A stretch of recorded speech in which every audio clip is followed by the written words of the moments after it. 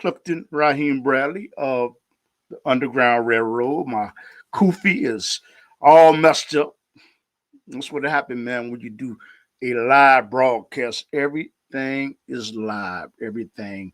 And today I'm coming to you from the United States of America. I'm in Chicago, Illinois, and I am waiting for my guests to come to talk about what is, first of all, what is going on globally in Chicago, what is going on worldwide, what are the issues, what are what are we talking about? What are we doing? And what I want to know is not just that. What are the solutions? What are the solutions to the problems? What are the solutions to the issues? Because in Chicago, Illinois, we have something that is getting ready to take place, possibly. Possibly going to take place. What happened is the crime is so bad in Chicago. There are a lot of innocent lives that are being taken. They're being taken in Chicago. And what the aldermen have proposed is, since they don't appear to be able to they don't appear to have an answer to solve that problem. What they're proposing is that we bring in the National Guards. That's what they're proposing. They're proposing that we bring in the National Guards. And they're proposing that we bring you know what? I am not totally in accords with that, but I understand why they want to bring in the National Guards, because of the policing that is going on in Chicago, Illinois, that the crime rate is just so high. Over the weekend, it was just so many people. It was just so many people killed.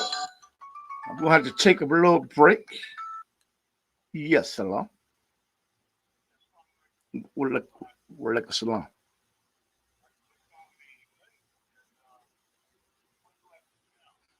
You go down, you go down to the you go down to the camera, or you go down to share, and then it asks you to give it permission to utilize the microphone and your webcam.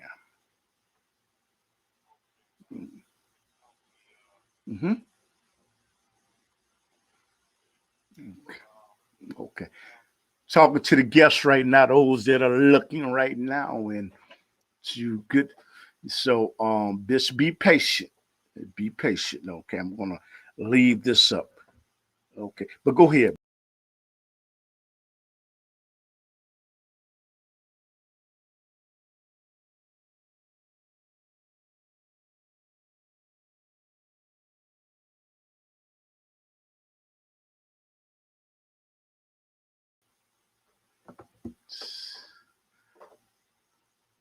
So everybody that's looking at this on on your social media network, I'm going to take a break and a pause. Okay, so don't go nowhere.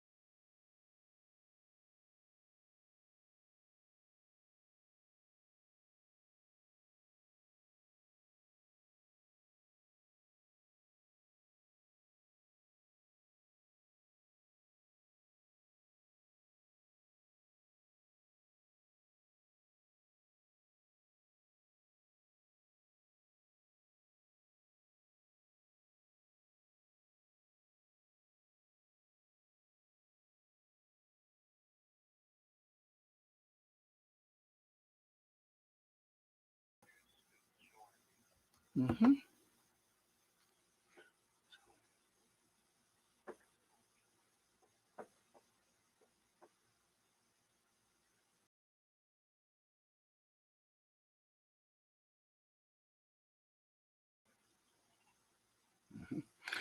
The guest is coming in right now. I know we're a little late, but this technology. So for people that are listening, just be patient. Okay.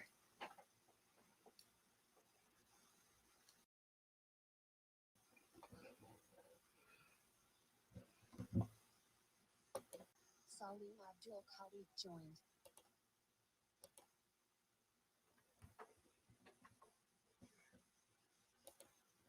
Okay, there you go. There you go. Okay, let me turn my phone off. Okay. And Assalamu alaikum, brother. Wa alaikum salam, my brother. I want to thank you for joining the Underground Railroad television show in Chicago. And people that don't know, we come on every Saturday night at 10:30 in Chicago, but we put it on YouTube. That is something we do. I want to thank you to the contributors, the people that send me something through PayPal that help me in my endeavor to deliver information. Thank you. With Brother Salim, I have Brother Salim on, and he is the president and the founder of the Flaming Crescent Society. And we coming from out of Chicago. And like I say, if you want to leave anything in the chat room, you can call up. So, brother, tell us about yourself. Who are you and why we should get involved with the Flaming Crescent Society? Who are you? Well, brother, I would refer to myself as an amateur historian. I've written a couple of books, given some lectures. I've been involved in community activities over the years. We're trying to raise up the consciousness of our people and our youth. The Flaming Crescent Society was started in honor of Malcolm X around 1992 in order to lift up his legacy and help our people to know who he was and what he represented. I'm mainly interested in the upliftment of our people. We are plagued right now with a lot of trouble in our community, black on black violence, disrespect of our women. Our youth are astray, and I feel the best way to do it, to alleviate that problem, is by instilling cultural and spiritual values in our people. So that's basically, in a nutshell, what the Flaming Crescent Society is all about. Now, you know what? There is a show that you come on every Saturday. So how do people get in tune with you on the show that you come on Saturday? And what time do you come on Saturday on the internet?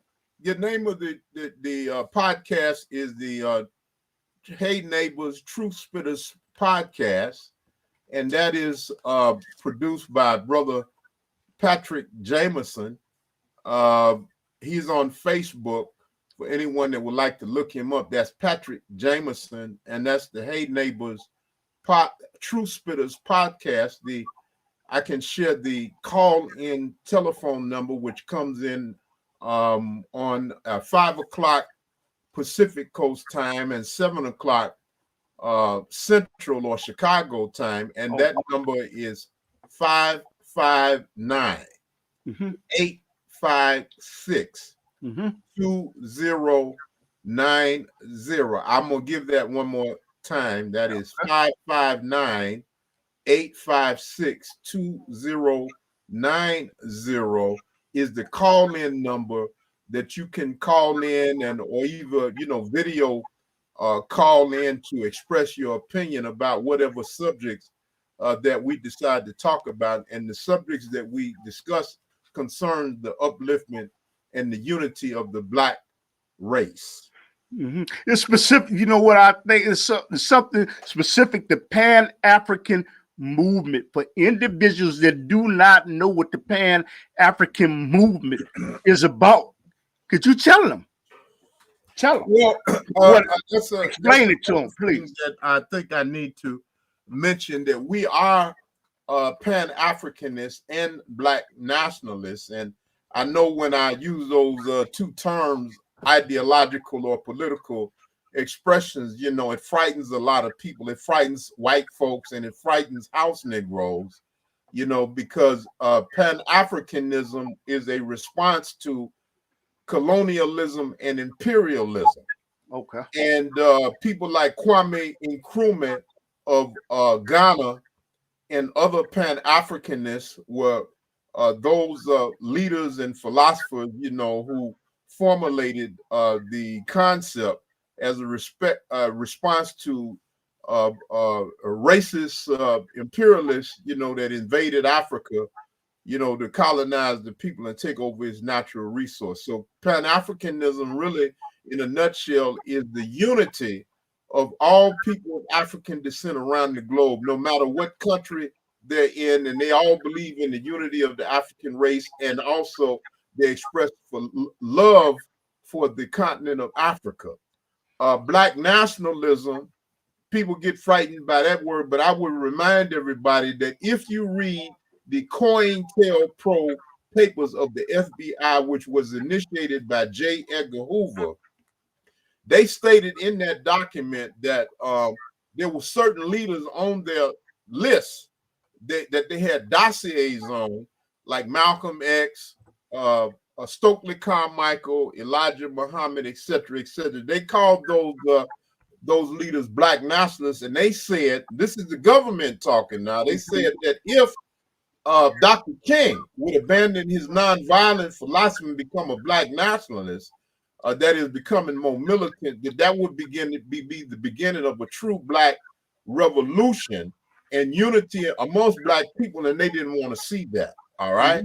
Mm-hmm. So Black nationalism, as defined by Brother Malcolm X, meant the controlling of the politics and economics of the community. Now, let me ask you this question right here. Is there anything wrong with the Jews controlling the politics and economics of their community, or the Italians doing that, or the Chinese doing that?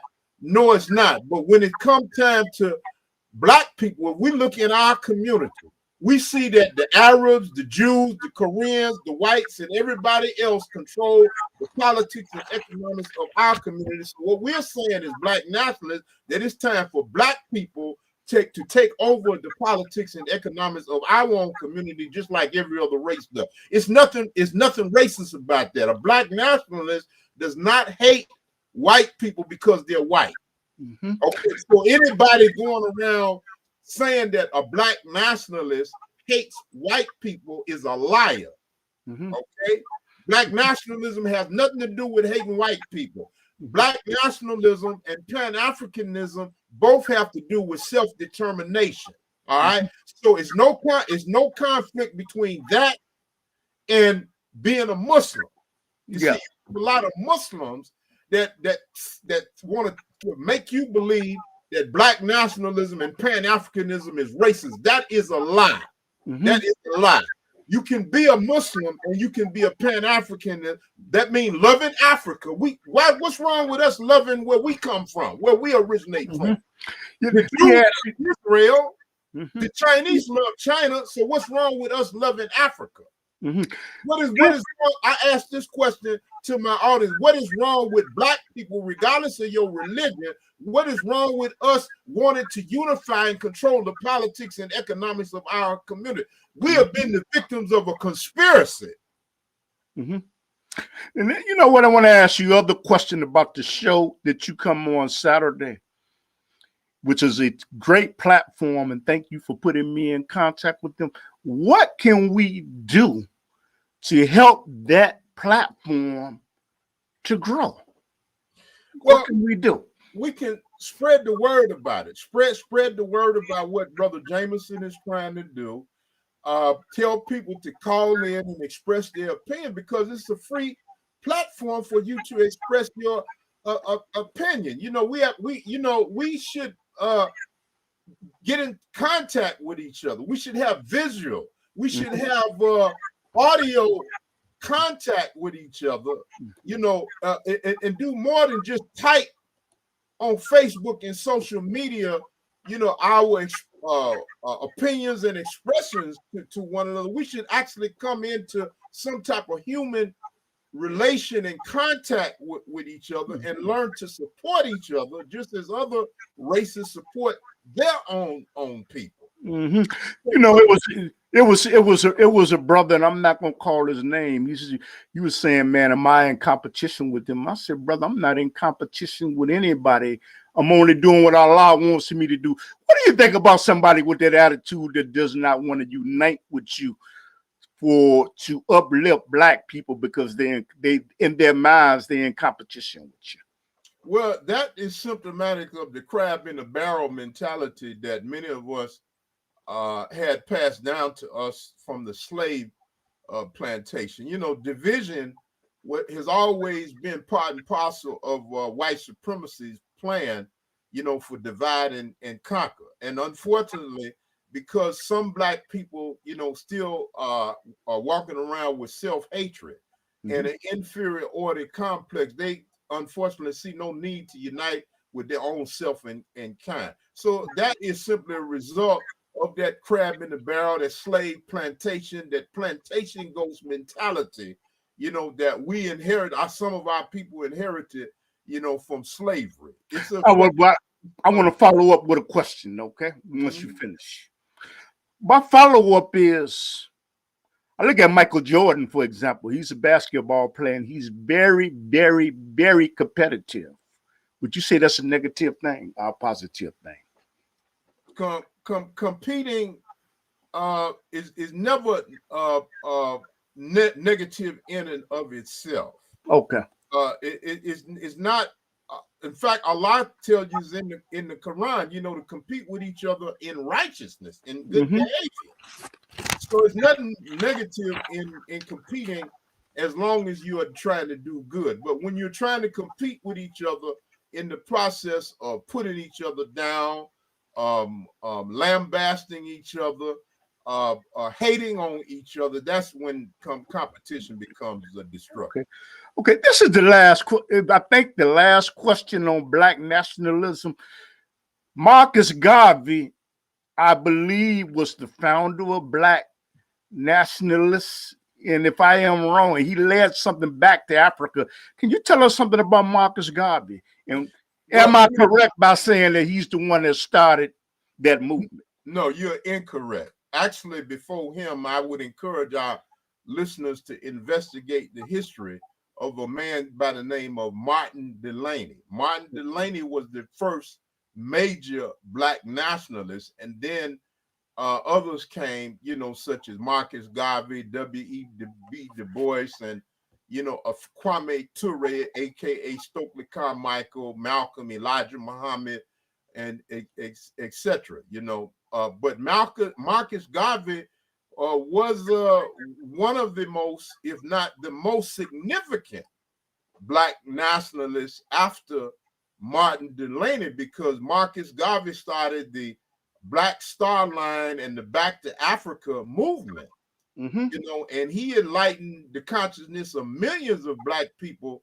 I think that was in the 1920s, if I'm not mistaken, and because of his efforts, which was very potent, United States government came down on that brother. Let me also mention that one of the other Pan-Africanists, that intellectuals that woke up the consciousness of Marcus Garvey, was a Muslim that a lot of people don't know about. His name was Deuce Muhammad Ali. He was a black African Egyptian Muslim that came to America and worked with Marcus Garvey and helped to make more militant the consciousness of Marcus Garvey. And so a lot of people don't often give Deuce Muhammad Ali any credit, but he influenced Marcus Garvey, and Marcus Garvey, as a result of his relationship with Deuce Muhammad Ali, this black Egyptian Muslim, developed respect for Islam. Yes. In Marcus Garvey's book, Philosophy and Opinions on page 412, the original edition, they quoted Marcus Garvey as saying that Allah was the God of Africa. Yes. Mm-hmm. You understand? Brother, I got a question for you in the chat room. Okay. And the question from you, first of all, that's from my main man, Brother David Koss. Brother David Koss, I want to thank you for helping the Underground Railroad television show, not just with words, but with cash. I want to appreciate that because you know what? It costs money to produce these shows over the internet. And I want to thank you. Okay. And my question, a question for Mr. David Koss is, do you think that every color of man and woman today have some who are possibly, I need to read, our brothers need to be recognized no matter what color they are, whether they're doing negative or positive? What's your opinion? Let me see. He says, I think that every color of man and women today have some who are positive and some who are negative. Yeah. Yes, I agree with that. I agree. There's no race that is without, some sinners and criminals. I agree with that 100%. Okay. However, historically speaking, none of the evils that Black people have done can equal the atrocities and the horrors that the white race has inflicted upon the majority of mankind and peoples of color. They dropped the atomic bomb on the Japanese. They came to America and stole the land from the Indians. They wiped out the Aboriginal people. They enslaved Africans, for over 400 years. No Black people have ever done anything of that magnitude. Okay. So I'm not saying that Black people, haven't done evil or are capable of doing wrong, but when you compare it with what the white man has done, there's no comparison. And let me tell the people out there, he is not prejudiced. He is pointing out what has been read historically, and he's saying what has been done. Because you know what, YouTube has a tendency to ostracize people with certain opinions and view, and I just want to substantiate that he is not a prejudiced man. Everything that he is saying, he has done, he has read, he has done research about. I want to ask you something about YouTube and then get back to another issue.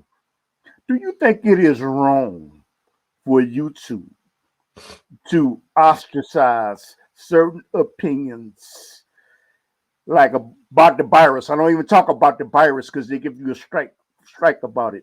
But you hear all type of crazy things on YouTube. But when you start talking about things that may be different in conscious level, they ostracize you or try to isolate you. And do they have the right to do that because this is their platform? I want to ask you that.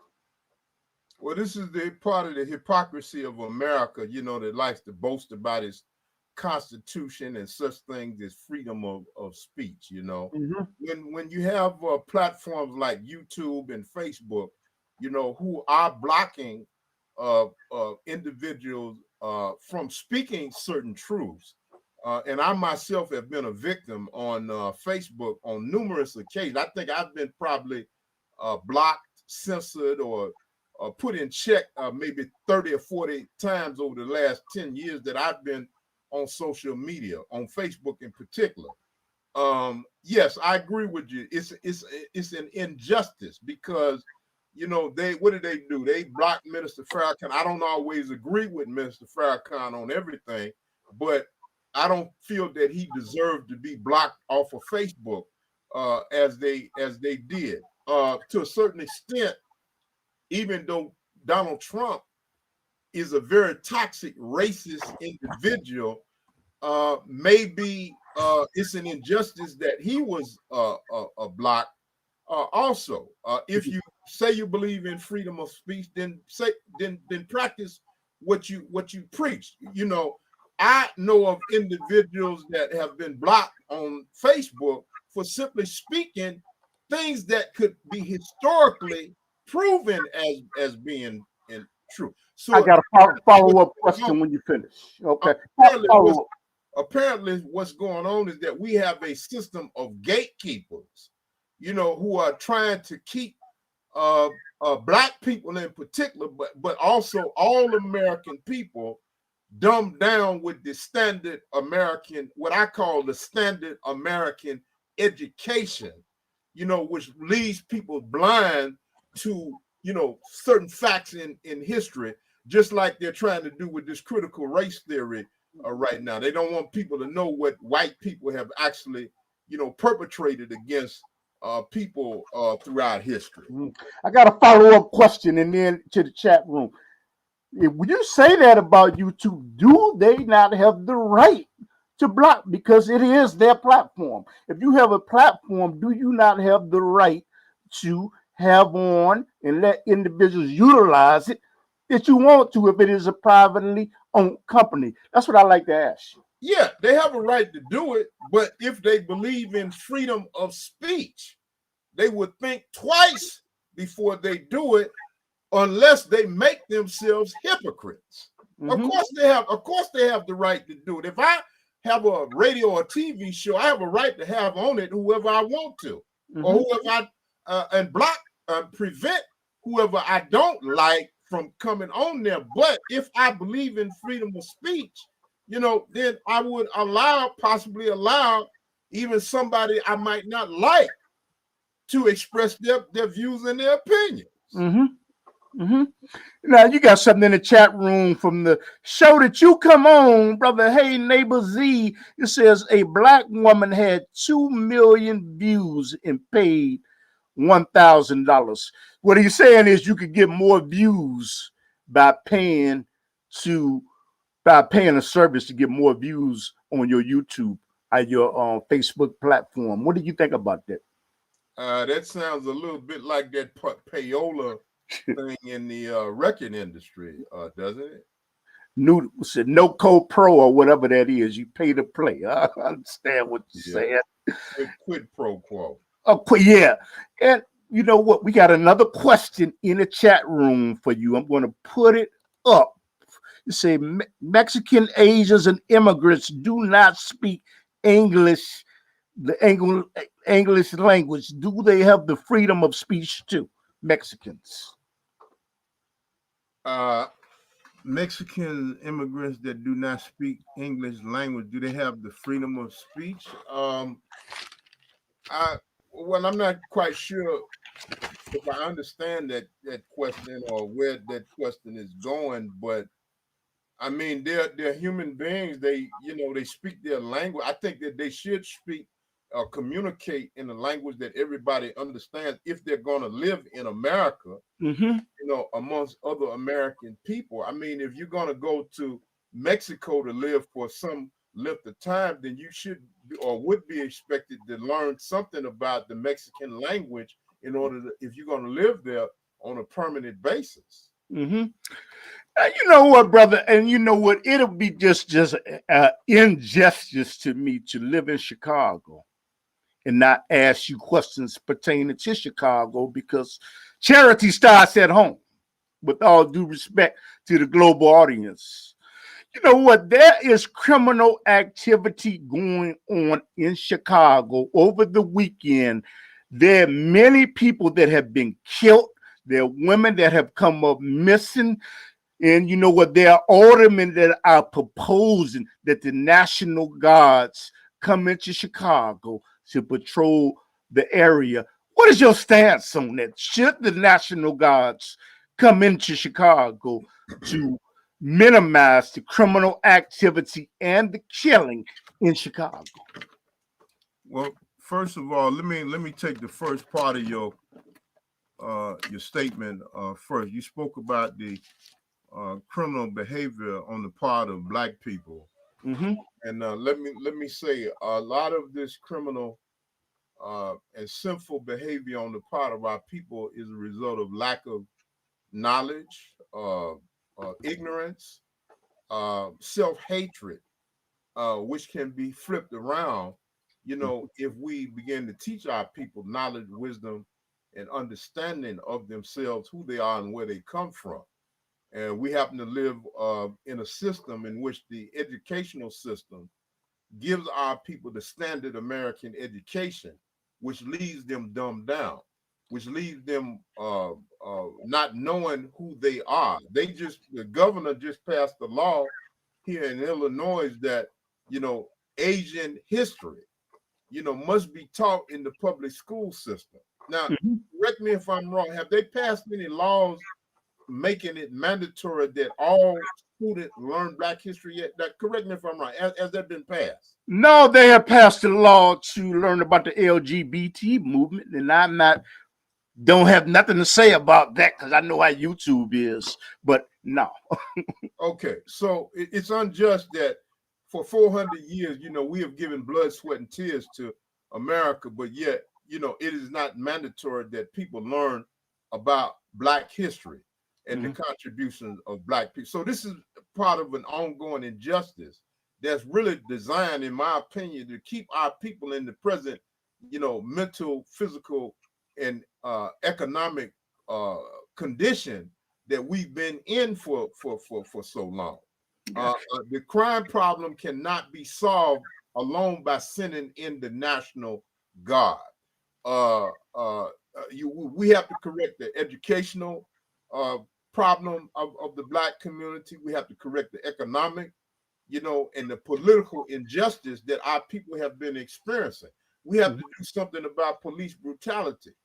As Brother Malcolm X said, as long as you have racist police, members of the Ku Klux Klan being allowed to be on the police force, we're going to have a problem with great racist police brutality, which is going to cause the people to rise up in anger and hate against the system. So until America begins to practice what it preaches, they talk all this stuff about the land of the free and the home of the brave and all of that there. Yeah. And God bless America being the greatest country on the earth. But you cannot be the greatest country on the earth as long as you are oppressing, the very people that help make America what it has become. Yes, sir. You got two questions after that. They're going to ask about your book, but it is somebody, Brother David wants to know, people need to educate themselves first before their votes can be counted in any decision, I believe. What is your opinion about that?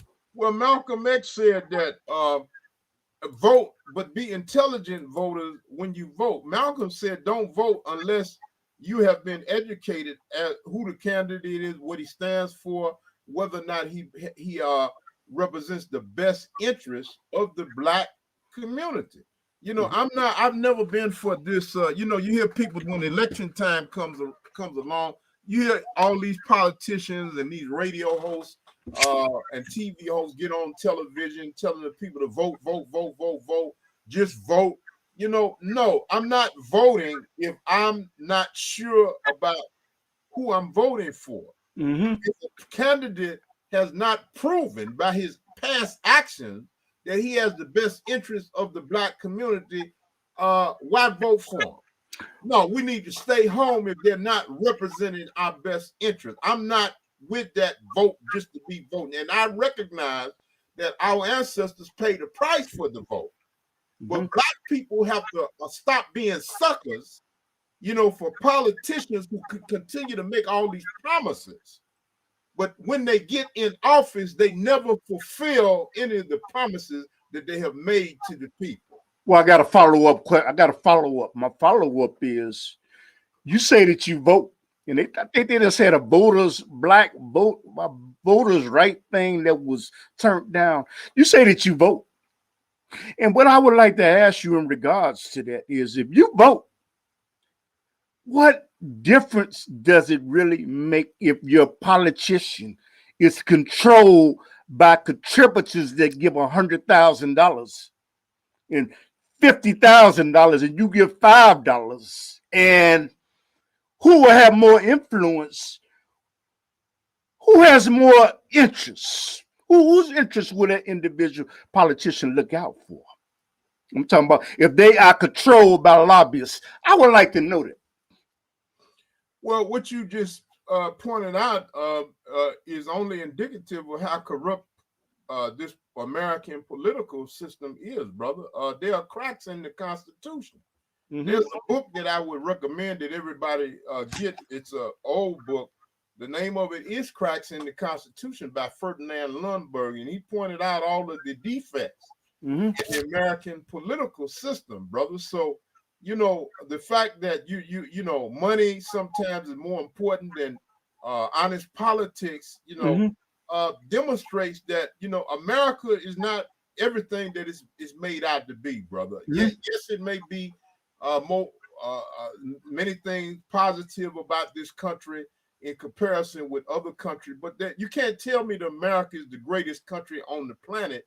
You know, when I look out and I see poverty, I see homelessness, you know, I see police brutality, you know, I see people being messed over economically, the poor, old people, the senior citizens, you know, are being neglected. The veterans are being neglected. You can't tell me that with all this happening, that America is the greatest, then when we can go in some other countries, you know, like maybe Sweden or other countries, and we see that the people and the citizens are respected and well taken care of much better than the people are over here. So, well, I need to ask that question in a different way. I'm asking you, what I'm asking you is, if the majority of your politicians are controlled by people that we don't even see, and the majority are not looking out towards the interests of the people because of their contributors, what good is the vote doing?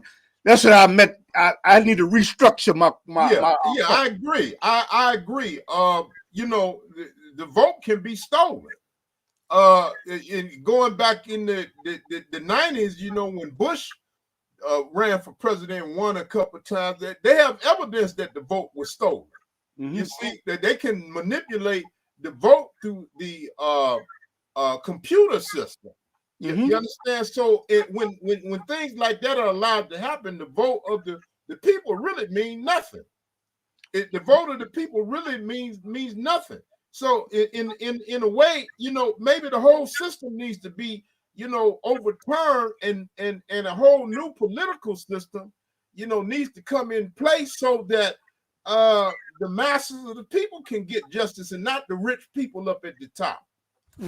And you know what? You know what? There is a brother, Haymaker's brother Hay, neighbor Z. He wanted to know. He is more interested in how does he buy your books? Tell us about you being an author, and why did you become an author? And tell us about your books. Okay, well, I've written. I'm the author of at least 10 publications, self-published. One of my first books was an audio book entitled "The Talking Book of Black History," which is on CD. This is a 90-minute educational audio tape that gives a panoramic view of Black history and African history from past to present. That's available. I have also wrote a book called "The Untold Story of Blacks in Islam," and this gives the history of Black Muslims from past to present. I did a book called "The Melanin Chronicles." You know, this talks about the great, magnificent chemical that Almighty God, Allah, gave us, and you know how it contributes to our intelligence, rhythm, and all the great heroes and sheroes in Black history and the magnificent things. Excuse me for 1 second. Can you put the link in the chat room of where people could go purchase the book? Well, they can contact me directly at my email. They can contact me directly at my email, which if it's possible for you to post, you feel free to do that. Okay, I'll do that while you. I do that while you talking. Okay. Yeah, that's Khalik7 at sbcglobal.net. It is KHALIQ, the number 7 at sbcglobal.net. Okay, I'm typing it in right now. Okay. Yeah, Khalik7. at Okay. sbcglobal.net. Okay. KHALIQ, the number 7 at sbcglobal.net. So, those are a few of the books that I've written. I also have a lot of my lectures available on DVD and also CD. Numerous lectures that I've given over the years that would be of interest to people wanting to learn more about their culture, history, and events relating to the upliftment of our community. Okay, and you know what? Like I said, you know what I got down below you where I got the email address where they can get in contact with you. If that's incorrect, let me know. There's no www in there. That's my email address. Okay, you can put www. Okay, you can put www there. Okay. They won't be able to get in touch with me if that www. Oh, okay. Let me do. Okay, let me. Okay, go ahead. I'm listening to you though. I'm listening to you.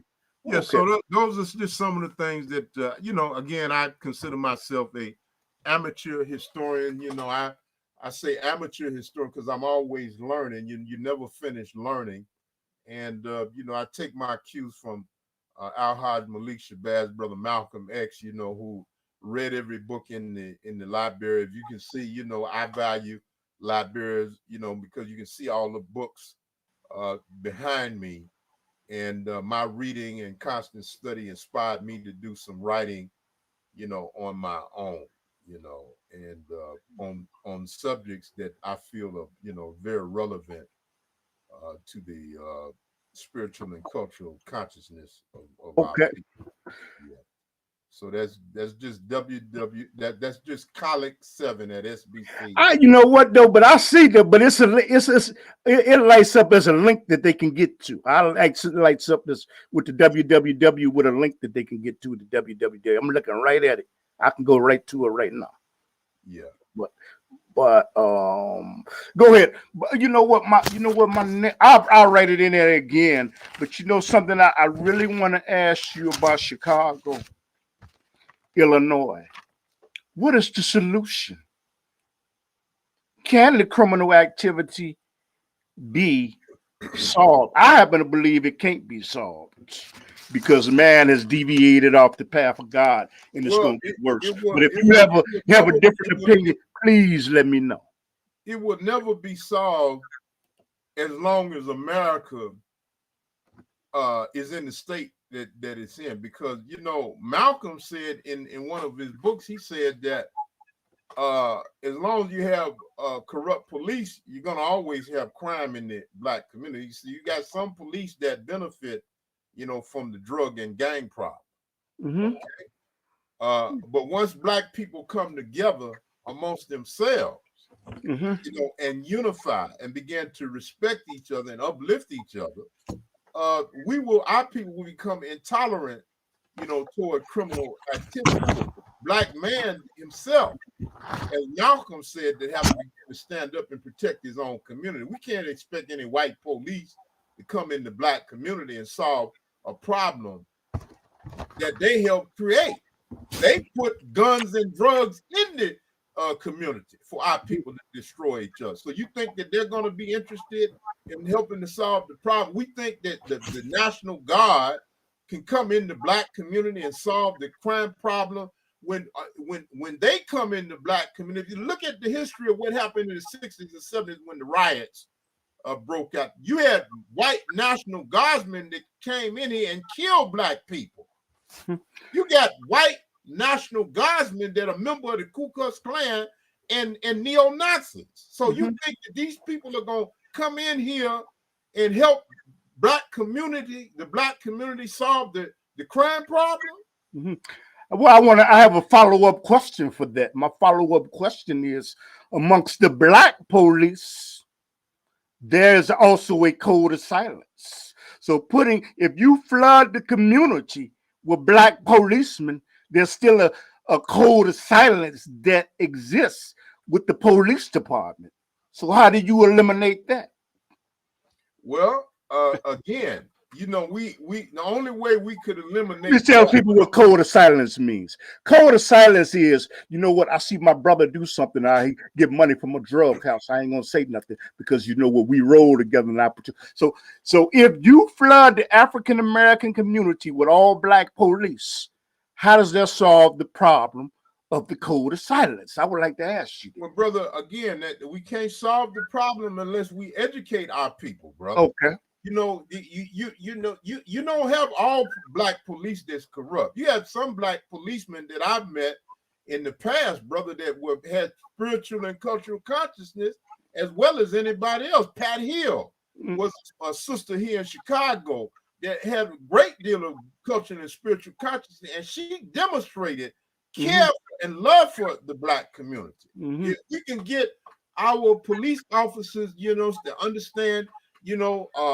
their obligation to the black community and to understand the importance of their black history and loving their own and respecting their own people. These are the type of police officers, you know, that will help eliminate the problem. But as long as they're in a house Negro mentality, you know, as long as they just want to be a Sambo, you know, and go along with the racist system that oppresses their people, you know, then they're not going to make any contribution, because many of them, unfortunately, that you mentioned, you know, they look down on our people worse than these white racist police officers. And I mean, is it, you know what, the question in the chat room, is it not true?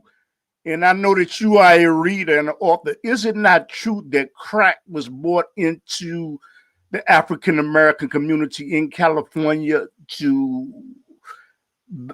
crack was brought into the community, and the mafia and their partners was crack brought into the community in California, and was the mafia involved with that? And the police? Well, it's always been the police and crime syndicate cooperation in dousing the black community with drugs, going all the way back in the day, you know, with Lucky Luciano. You know, look at that movie, The Godfather, when Lucky Luciano made the statement in there, you know, that we won't sell heroin to our people, we'll give it to the niggas. You understand? Yeah. And the fact that the CIA was involved in the crack epidemic, it was proven when Gary Webb wrote his book on that history, and they also made a movie called "Don't Kill the Messenger." I forgot Jeremy. I can't remember that actor's name that played the Archer in Avengers. Played the role of Gary Webb in that movie, exposing the government and CIA involvement in flooding the black community with the crack. You understand? So it's evidence. And Gary Webb ended up being found dead of 2 bullet wounds to the head. How can you shoot yourself in the head twice? You understand what I'm saying? No, he was murdered for what he revealed and exposed in that book that he wrote, and the newspaper articles that he wrote in the San Jose Mercury News. You see, you know what the Voter Rights Act that they're saying that was turned down, to where they're making it harder for people of color to vote. How does that affect? I mean, should it be a big thing if you don't have your ID, or you have your ID, them gerrymandering, and people that don't even know what the Voter Rights Act is that was turned down? Can you explain that to the masses that are listening? Well, the only thing that I have to say about that, you know, that just showed you how intent the majority of these white politicians are in preventing black people from having their political rights. You know, now with that said, I'm not saying that voting is a panacea. Okay, I don't believe that voting alone has all the answers. You know, there are things that black people need to be doing outside of voting, you know, to help our people move forward and solve some of the problems that we are being afflicted by. So we can't depend on the vote alone. But with that said, also, let me say this here. Anytime Malcolm said, whatever white people is against, that's what we should be for. And whatever they're against, for, that's what we should be against. So if white people are trying to prevent us from voting, then we need to make sure that we try to vote. Okay. You understand? If I know that the white man doesn't want me to vote, then I'm gonna vote to piss the white man off. Okay. And then the people, again, because of YouTube, and I'm giving a disclaimer, we're not prejudiced. All we're doing is just pointing out historical facts. I got to do that for YouTube. I'm sorry, brother. Because YouTube, hey, man, that's how the algorithms work. Yeah. For some reason. Question is about overseas. First of all, before I get to overseas, what is your impression of U.S. President Joe Biden? Once upon a time, he sided with the Republicans in doing something against people of color. I forgot what it is. I'm not going to say. I had to do the research because you know what? I forget. But what is your impression of U.S. President Joe Biden?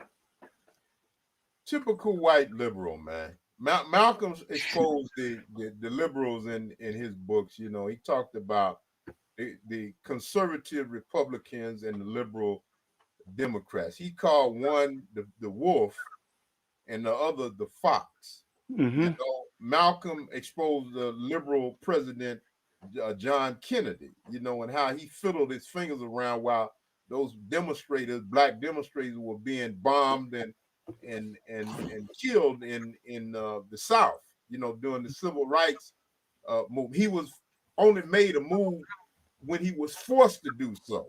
Mm-hmm. You understand what I'm saying? Mm-hmm. And I don't believe personally that Biden is in it. Yeah, he might be a little bit different from Trump, but I would call Biden Trump-like. Mm-hmm. Okay? Trump-like. What the evidence is that, you know, the slow movement on really doing something about police brutality, his lack of you know, movement on black reparations. Biden he's a slickster. He's a slickster. No different from any of the previous liberals that, you know, masquerade as though they are friends of the black community. But when it really comes time to doing something significant for black people, like reparations, you know, they move like the tortoise against the hare. Mm-hmm. You got a question in the chat room, and I think we asked that. They say voting is important, but it's also fraud because elected officials are selected. What that individual is saying is, like the president of the United States of America, he is selected in Bohemian Grove in California before he's elected. Do you agree with that or disagree with that? Yeah, of course I agree with it. I mean, this really I mean, if you want to be point blank and frank, man, this whole system is a fraud, man. It never was about democracy. It's never been about the land of the free and the home of the brave. You know, these are basically myths and fairy tales, you know, that we are fed in order to keep us docile, dumbed down, you know, living in a dream world, man. You understand what I'm talking about? Hollywood. You said about Hollywood. I know.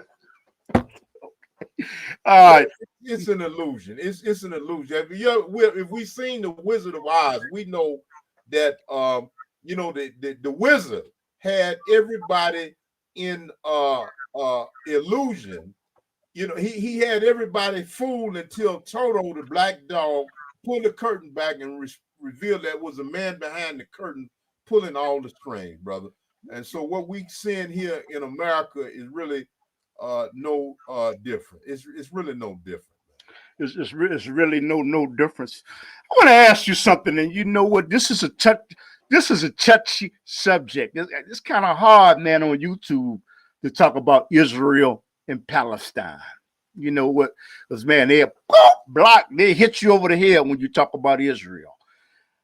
Who do you think is right in Palestine, in Israel, the war that they have going on? Because do you think that that situation will be solved? And like I said, they knock you over the head for talking about Israel. But I'm not talking, I'm asking to get education. The problem will never be solved as long as America is involved. The Palestinians, you know, if you go back and do some independent reading, you know, past what the mainstream or lamestream media would have you believe anytime they report on that situation. If you do your own independent investigation, you'll find out about the injustice that was done to the Palestinians, you know, when Britain and America, you know, got involved and they actually stole the land and gave it to the Zionists. The Zionists are usurpers. They are invaded the Palestinian land the same way the cowboys, you know, did the Indians and stole America, you know, from the Indians. You understand? The Palestinian people have been done a grave injustice. Mm-hmm. Okay, and they are living in apartheid-like conditions over there in Israel, which masquerades as a democracy. Got a So follow-up. the problem is not going to be solved as long as America, you know, is providing Israel with billions of dollars a year and also helping to arm them with bombs and grenades and all this sophisticated weaponry that they use to oppress the Palestinian people. I have a follow-up question. You said that Israel invaded, but is it not true that that land was given to them by the United Nations in, damn, I forgot what year. That the United Nations gave them that land. Use the term invaded, but I'm trying to. England and America was involved in duplicity and secret negotiations. Where was some document called the Pikes-Sykes agreement that people can look up. Mm-hmm. That goes into the machinations and the conspiracies involved in the white man stealing the land from Palestine, you know, the Palestinians, and giving it to the Zionist Jews, who are not really true Jews. They are Ashkenazim Europeans masquerading as Jews who stole the original birthright from the black Hebrew, Phoenician and Sephardic Jews that land really belongs to. What does the United Nations come in? When you say invaded, but what does the United Nations come in? I just forgot the year. Didn't the United Nations grant them that land? Which the United Nations, from what I understand, might have been involved, but also the United Nations also at one time declared Zionism as racism. They declared, look it up for yourself. Okay. The United Nations declared Zionism, the Zionist movement, as a racist movement that oppresses, you know, the Palestinians and peoples of color. The same Zionists at one time planned on going into Africa and stealing Uganda before they went into Palestine and stole the land from the Palestinians. Wow, man, that's cool. According to the history, and you know what, you got question in the chat room. Say, oh, good morning, Underground Railroad. I used to watch you on CAN television, but you can catch us now on the internet. But like Brother Salim, but you can catch Brother Salim. What's the show you come on again? That she might have just tuned in. Hey, neighbors. You need to move over because you out of the camera. Okay, she can catch you too. Okay. Yeah. Hey, neighbors. True Spitters podcast.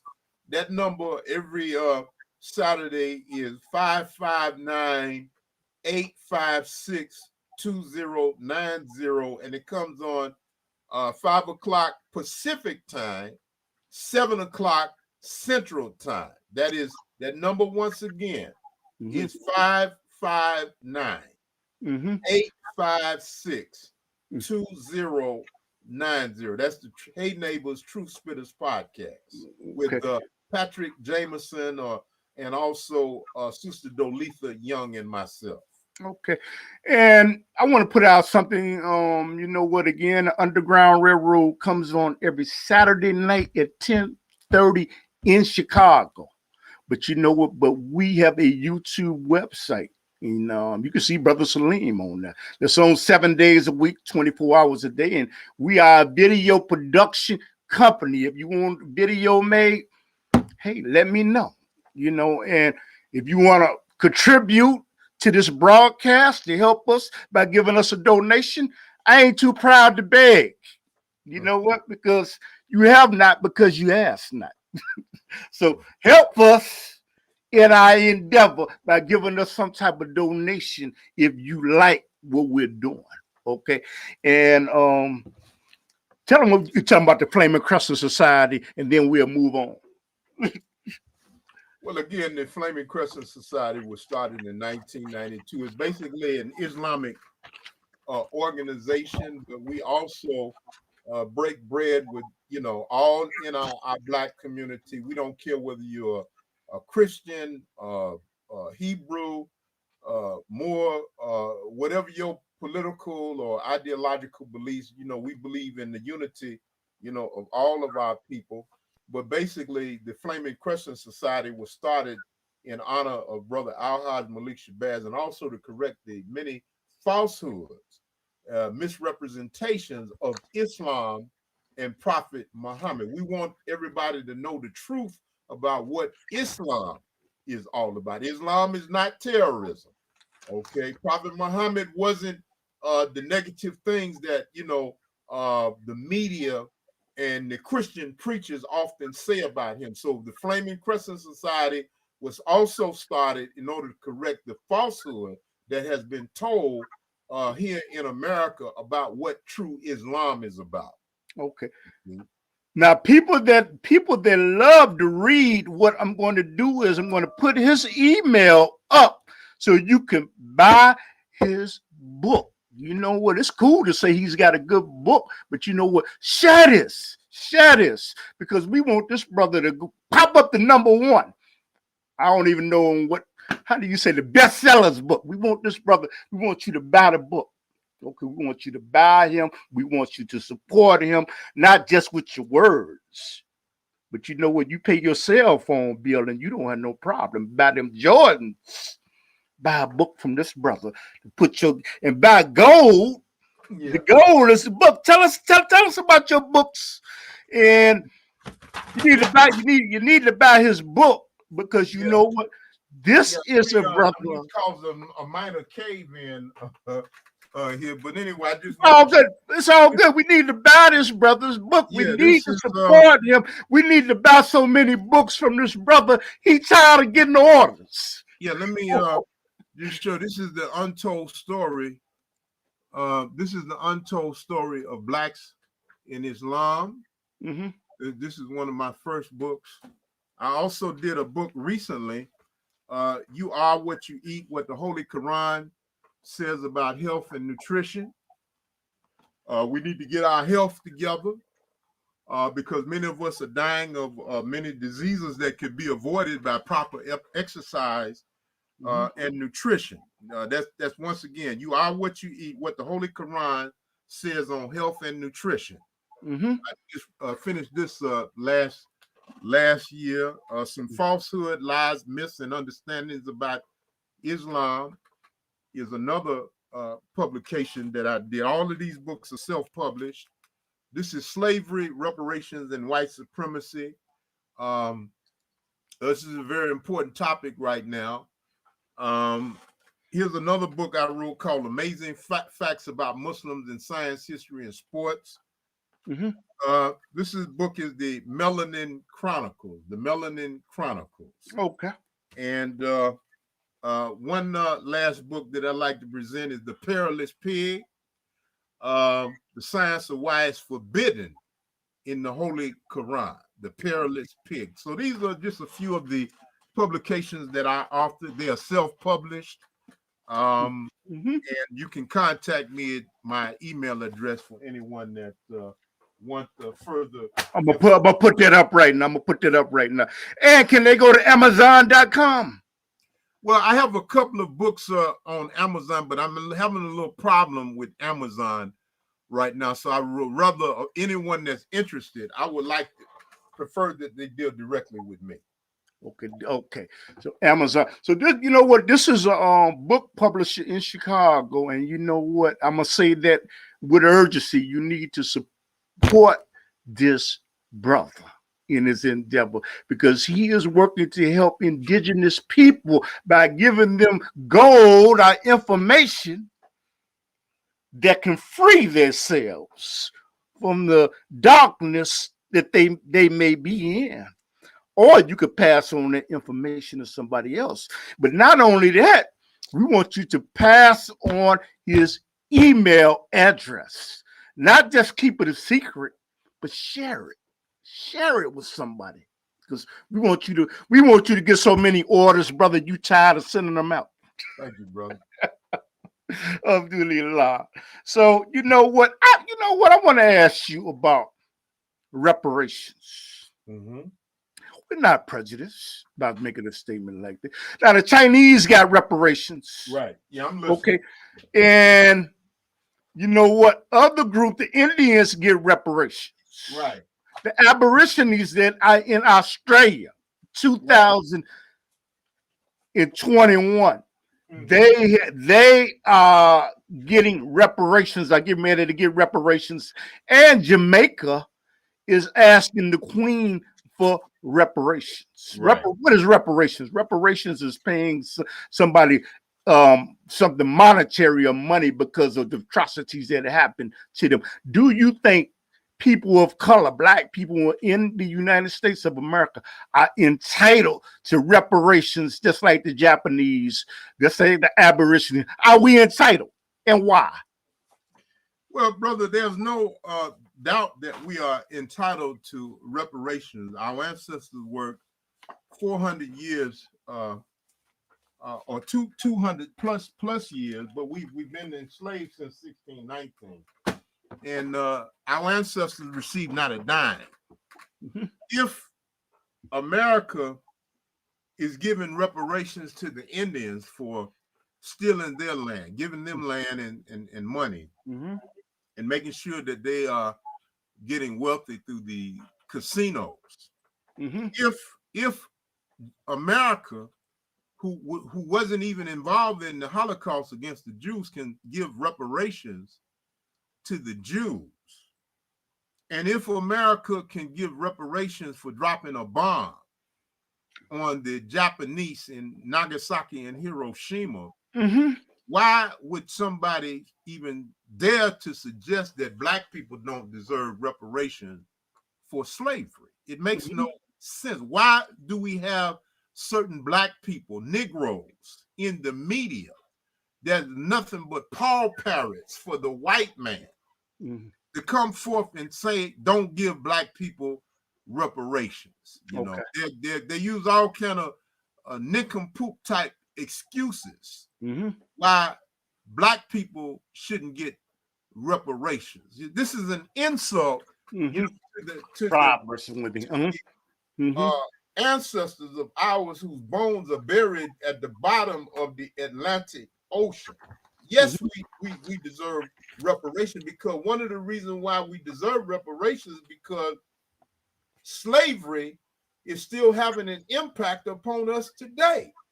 You know, the negative effects of slavery is still happening to us today, and we haven't recovered from it yet. They dropped the atomic bomb on the Japanese, but look at what the Japanese is doing today. They're producing Toyota. You know, they have totally recovered, but black people still today have not recovered from the influence that slavery have upon us today, and I can prove it in a minute. Mm-hmm.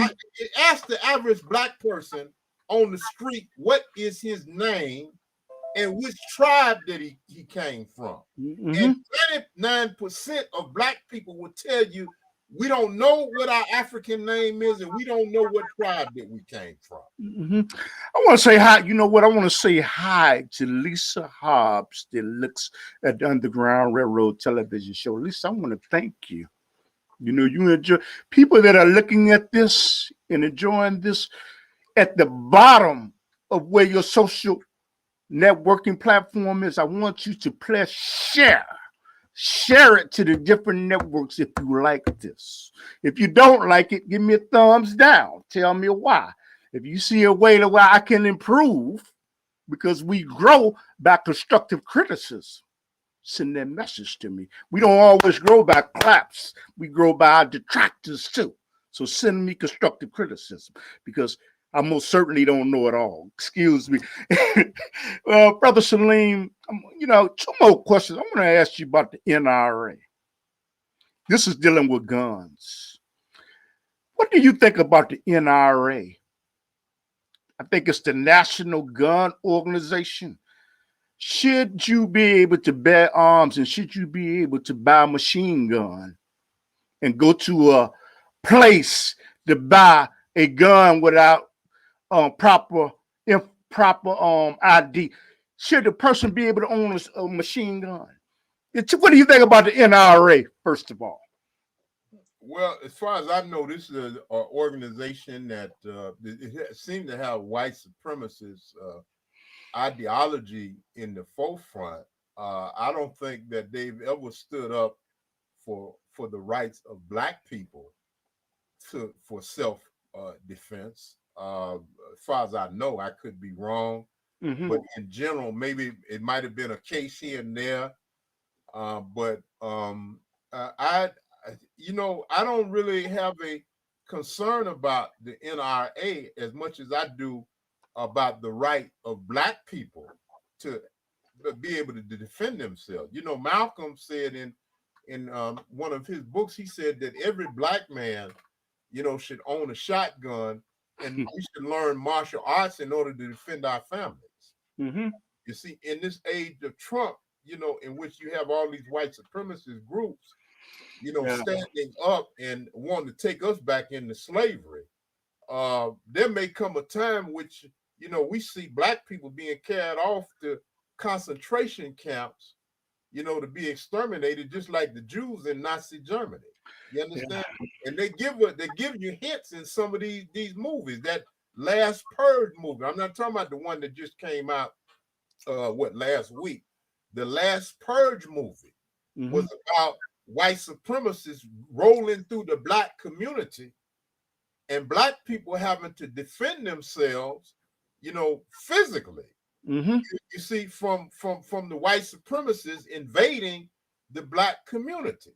You understand? I mean, we're living in some very serious times. I'm just going to call it like I see it. I believe that Black people should have the right to defend themselves from not only you know, any racists, you know, that would come against us unjustly, but also Black people need to learn how to defend themselves from even Black criminals, Negro criminals that would harm their women and their children. The land is supposed to be self-preservation, right? Yeah. You know, Allah tells you plainly in the Quran, you know, that the Muslims have a right to defend themselves. We're not to unjustly attack anyone, you see, but a Muslim should be able to defend themselves when they're unjustly assaulted. That's what I believe in. So I don't really have a concern about the NRA. You're always going to have organizations that's going to stand up for the rights of white people.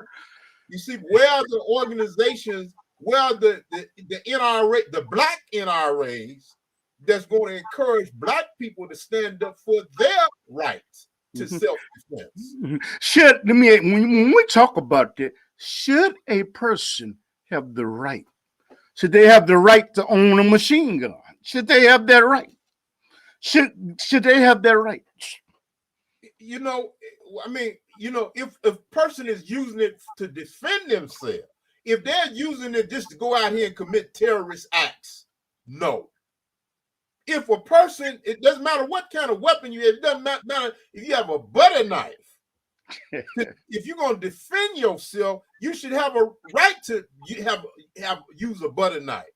But if you're going to use whatever weapon you have, brother, if you're going to use it to attack people unjustly, if you're going to use it to kill innocent people, if you're going to use it to become a terrorist, no, you don't need those any type of weapon. I don't care what type of weapon it is. Okay, what about the situation when an individual goes to a gun show and they do not go through the 7-day process of being screened when they purchase a gun? Do you think that's okay? Wrong? Right? What? I mean, what sense would it make to allow a lunatic or insane person, to get a weapon? That doesn't make any sense to me.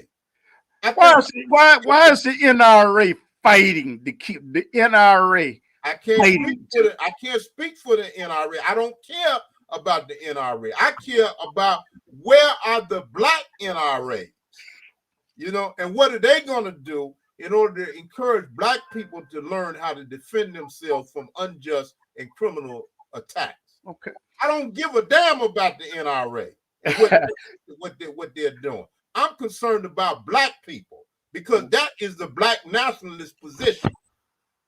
Okay. Now, I want to ask you about the NSA. Eric Snowden, who had a job contracted for the NSA, told people that the government has been listening to our telephone calls. They've been listening. They've been monitoring. And a lot of people knew that for years, but then he left. I think he went to Japan. Now he's in Russia. Was he right to tell that the NSA is monitoring our telephone calls if he signed a disclosure saying he would not say anything? And is it right for the NSA to be doing that? Well, Allah tells us in the Holy Quran, my brother, Allah said, withhold not the truth when you know what it is. Let me repeat that one more again from the Quran. Mm-hmm. Allah says in the Holy Quran, said, withhold not the truth when you know what it is. The Quran also goes on to say that speak the truth, even if it be against your near relative. Mm-hmm. You understand? I support all truth spitters. I support all whistleblowers like Edward Snowden and Julian Assange. Julian Assange is locked up. WikiLeaks, right? Okay. In asylum right now. They're trying to get him, to come to America so that he can be locked up for spitting the truth about the hypocrisy, the lies, and the deceptions about what America has been doing in these foreign countries, in these foreign countries and here in America to some of their own citizens. You see, I think that these people deserve the support of the masses of the American people. I think that the people should protest on their behalf. I think that the people should, give to their causes because, these are the only type of individuals that, keep politics honest in society. Mm-hmm. See, so I don't see anything wrong with Edward Snowden. If he felt that what he was doing was in the best interest of the American people, I think that he was right. But everybody should automatically know that it's nothing new. I mean, what was COINTELPRO in the 60s and 70s against the Black League? It was the same thing that Edward Snowden is talking about. Spying on people. And Allah tells you in the Holy Quran that spying, in many cases is unjust. It's unfair. It's wrong. It's a sin, spy upon individuals. The follow-up with that is, I'm trying to be objective. That's why you're hearing this question. Is not the NSA listening and monitoring telephone calls and emails? Is it not protecting the United States of America from domestic and international enemies? Yeah, they refer to that as national security, and national security is nothing but a code word for protecting white supremacy. Let me repeat that one more again. The term national security, when it's used by white folks, only means protecting the white supremacist interests, you know, of America, you know, and other European or white countries. That's what it really means. You understand? I understand. So the Patriots Act was not the Patriots Act is not a good thing. The Patriots Act that you know the building went down September 11th, and the Patriots Act was designed to protect us from domestic terrorism, and you don't think that's a good thing? Not at all. Who's been a worse domestic terrorist than the government itself? When J. Edgar Hoover created COINTELPRO, you understand that to eliminate, and they specifically said in the document that people like Malcolm X, the Black Panthers, Dr. King need to be neutralized. Neutralized ain't nothing but another word for being assassinated. You know, who has been a bigger terrorist, a domestic terrorist than the government itself? You understand what I'm saying? We need to know history, brother. You understand? When they claim that the Bin Laden did the 9/11, you know, I mean, we can't question that. How do we know for a fact? I mean, at one point, the FBI was saying that they didn't even have any evidence that Bin Laden was involved in that. And I'm not saying I'm a Bin Laden fan, or I'm not saying he was totally innocent, but why should I trust the white media? Huh? When the biggest terrorists have always been this system against black people, Islamic countries, which they invaded to steal the oil, using as a pretext of terrorism. They invaded Afghanistan and went in Afghanistan, and what did the American soldiers do? They helped prop up the Northern Alliance drug pushers, heroin pushers. This is what they went in Afghanistan on, lying to the American people. They went in against terrorists, and they went in to preserve and help promote democracy. I want to let everybody know, because you know what they listen to YouTube. This is not a prejudice platform. All he's doing is pointing out historical facts, and you see all of the books behind him. He has read to gather that information. This is not a prejudice platform. We just want you to know that. And I'd ask you something about Obama, but I want to ask you something about Afghanistan. What's the Taliban? Were they bad in their extreme ways? Did they not help to keep opium from flowing out of that country when they came into power? And was it bad, their system of Islam? Well, you know what? I neither have it all bad to say about the Taliban, neither all good. Let me say this here. The Taliban was allegedly oppressing some of the Muslim sisters there from getting an education. I had heard that. I've read about that. If true, I say if true, that's an injustice, because in Islam, you know, Allah tells you in the Quran, you know, that, you know, we should seek knowledge.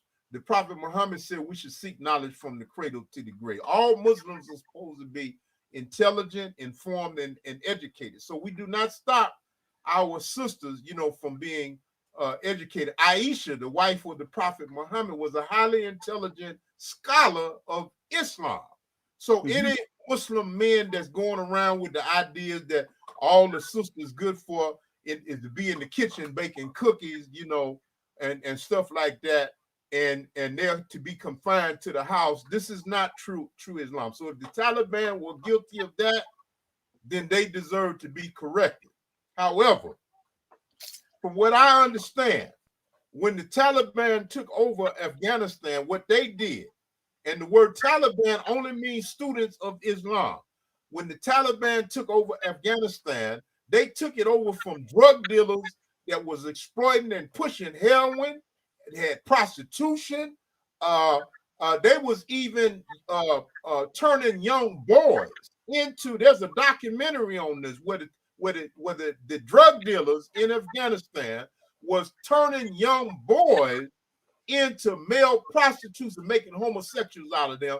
And when the Taliban took over, they put an end to all of this corruption. Okay, but what happened was Bush and Obama after him sent in the American troops on the pretext that they was going in over there to fight against terrorism, when in reality the American soldiers were sent over there, and this is documented evidence. Yeah, troops over there to help the Northern Alliance drug dealers who was murdering people and helping the heroin flow. The American troops went in to protect these damn drug dealers. That's the truth that the U.S. media, the mainstream media, has been telling the American people that they went over there against terrorism. That's a damn lie. Okay, you know, as we say that, but I'm gonna come to Obama after this. As we say this, is this not the same thing that happened in Cuba when Fidel Castro came in power? That he kicked the gangsters out. They were doing all type of illegal things in Cuba, which is next to Florida. Is that not true? Brother, that's absolutely true. Fidel Castro, I respect and I honor Fidel Castro. They talk all that garbage about him being a communist or what. What does the word communist mean? The word communist comes from the word commune, which means to communicate with each other and also to share an economic interest and material interest with each other. Okay, they try to label socialism, such an evil thing. But what is Malcolm called capitalism? A vulturistic ideology that blood sucks on the masses of the people. In Cuba, when Fidel took over from that rotten racist Batista and his regime, Fidel fought racism. Fidel made sure the people ate. Fidel made sure that people had adequate medical care. And what happened was he ran the gangsters out. He ran the mafia out. He ran the racists out. They ran into Florida, in Miami. You understand? And they linked up with the right-wing conservative racists. You understand? And used the media to put out lies that Castro was this and Castro was that. In the meanwhile, the CIA was trying to murder the man with poison, toxic cigars, and sending females after the man to poison him in his sleep and stuff like that, simply because he brought true justice and freedom and equality to the Cuban people. You see, and you still have these dodo American people who don't know nothing, a damn thing about history. You understand to believe all this anti-Castro and anti-Cuban crap. But I have a great deal of respect for Castro, because not only did Castro bring some semblance of justice into Cuba, but Castro went into Africa. Let me listen to what I'm saying. Castro got his soldiers and went into Africa to help fight against the racists of South Africa. He went in and fought against the racists from England, Ian Smith, that was oppressing the people in Zimbabwe. And they kicked the hell out of them colonialists, imperialists, and Castro didn't even ask for anything in return from the African brothers and sisters. Now, you know what, man? A lot of people don't know that. And you know what? I heard you do something on talk about Idi Amin once. Idi Amin, I forgot what country he was from in Africa. He was demonized. And they even said that he ate people. Would you explain about Idi Amin? They did a media. Hollywood did a movie called The Last King of Scotland, starring what's that actor's name? Forrest Whitaker. Yeah. Where they did damage to the image of Idi Amin, trying to make him look like a monster. But Idi Amin was an African Muslim leader who really cared about his people in Uganda. He didn't want his people being exploited by the racist Hindus, them racist Indians who don't like black people, who don't like black skin, huh? Who wanted to go into Africa, establishing a caste system, a racist caste system where they economically exploited the people. And Idi Amin kicked them out. He kicked the Zionists out and let them know you can't come into Uganda and take over our economy and take over our natural resource. So Idi Amin stood up for his people. Didn't he also kick England out and nationalize the oil? He stood up against the British, okay, the racist British who thought they could continue to dominate his people. Idi Amin got fed up with that. And so what did the media do? The media lied on him and said that he was eating people. How could he eat people? He was a Muslim that didn't even eat pork. So how could he turn around and eat people if he didn't even eat pork?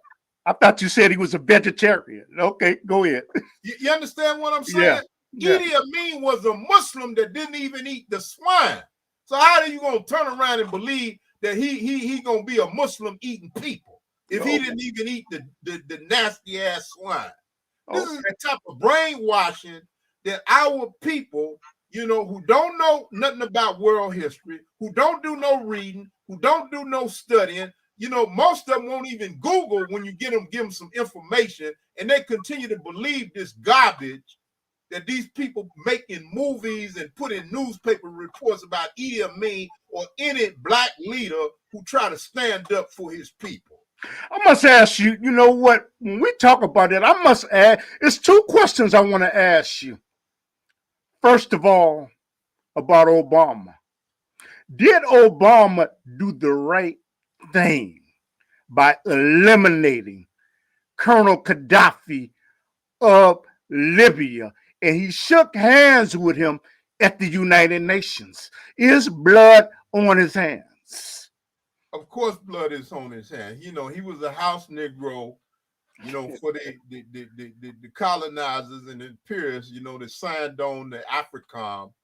For those that don't know, studied the AFRICOM. That's a military organization that went into Africa, to help support, the colonizers and the white supremacists, to help dominate, the African lands and resources. And they, work to put in puppet masters, to do the bidding, of Washington, D.C. I'm just calling it like I see it. You understand what I'm talking about? I don't go along with lies, deceptions, falsehood, and the media representation. I do my own research, and I encourage everybody else to do their own research. But in my opinion, that was one of the worst atrocities that ever occurred in the history of the world when they did the Gaddafi. Can you tell people something about Gaddafi and what he stood for? Excuse me for interrupting you. Well, Gaddafi said in his Green Book that the next stage of world civilization would be seeing the black race as the rulers of the world. He put that in his Green Book. Gaddafi gave money to the Nation of Islam, the Black Panthers, and other black organizations, and it'll help our people. Gaddafi sent money and weaponry to the black South Africans when they were fighting, against the racist regime under apartheid, and did other charitable things. Gaddafi, made sure that his people had food, clothing, housing, shelter. The Libyans didn't want for anything before Obama and these European imperialists, sent their troops in, to topple his government. And even before Obama and Bush went after Gaddafi, you had Ronald Reagan, the racist president that has sent in soldiers to try to assassinate Gaddafi because he was on their shit list, the government shit list. But Gaddafi was a sincere, dedicated Muslim, but based on what I know, that really had the sincere interest of his people. And I encourage people to see this movie called Lion of the Desert. Lion of the Desert, starring Anthony Quinn.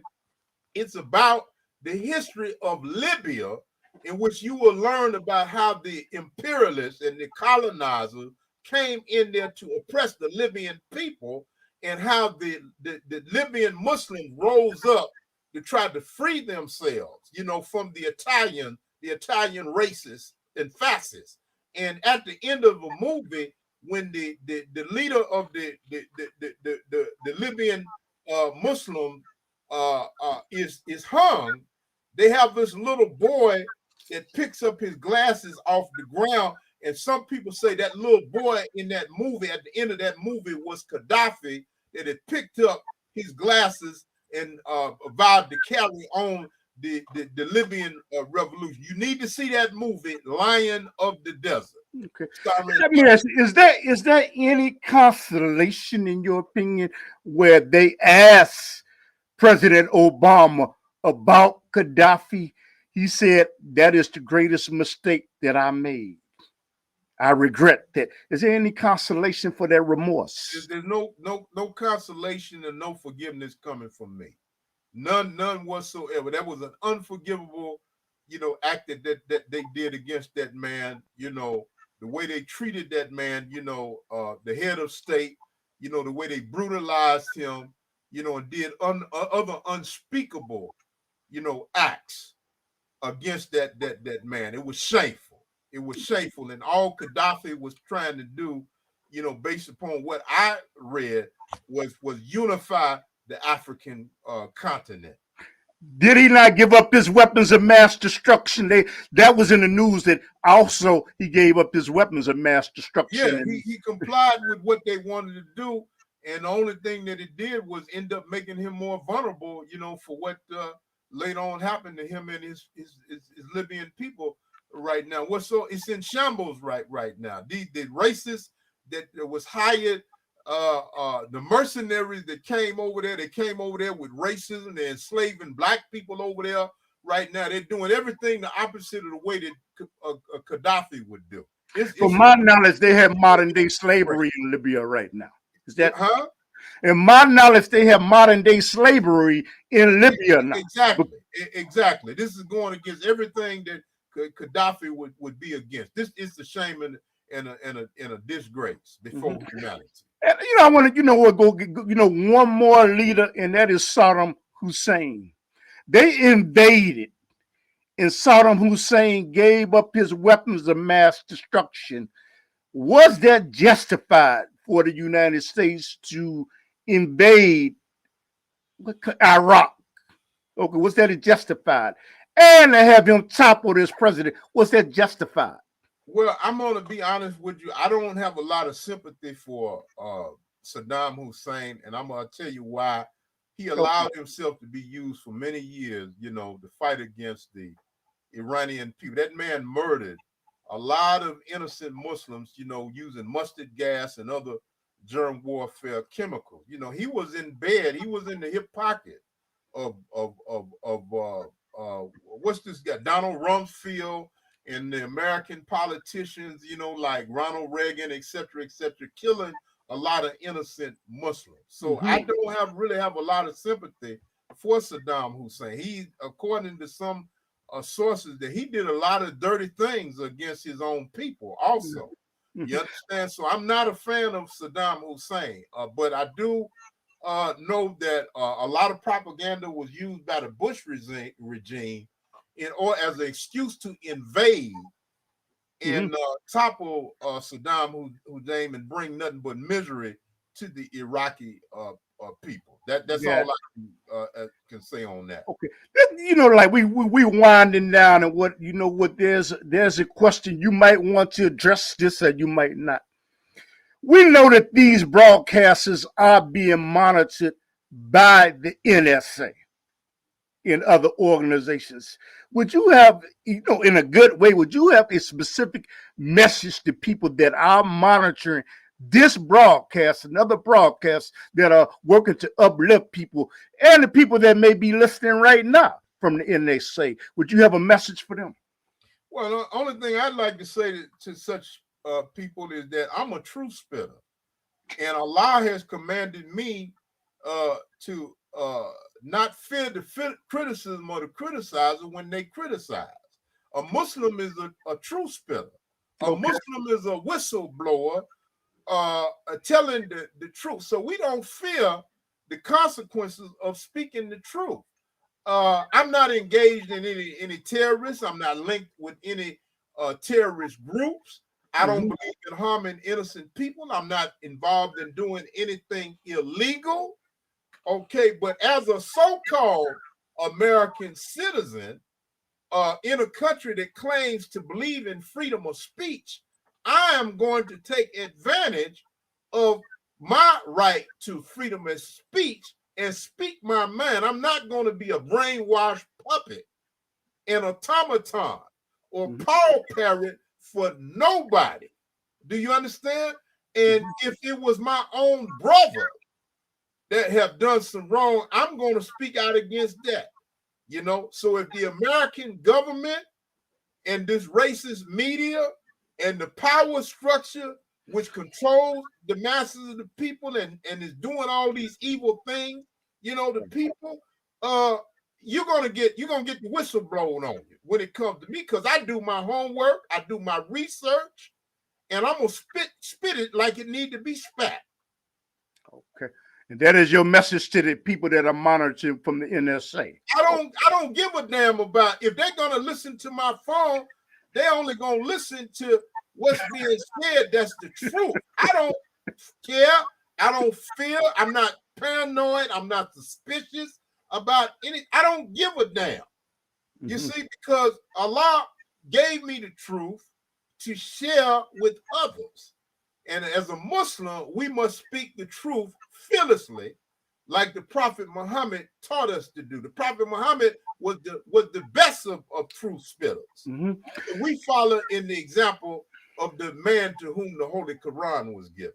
Okay. And you know what? Again, we're winding down, but I want to emphasize to people that are follow the Underground Railroad and Haymakers, if I'm saying it right, to purchase this brother's book, because you know what, we want to buy so many books from you, brother, that you child at orders so you can produce more books. Okay.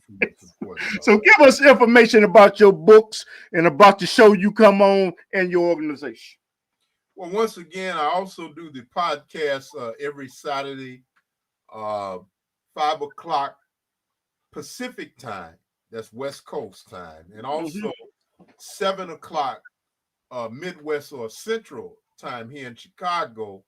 The Hate Neighbors Truth Spitters broadcast with Brother Patrick Jameson and also Sister Dolitha Young.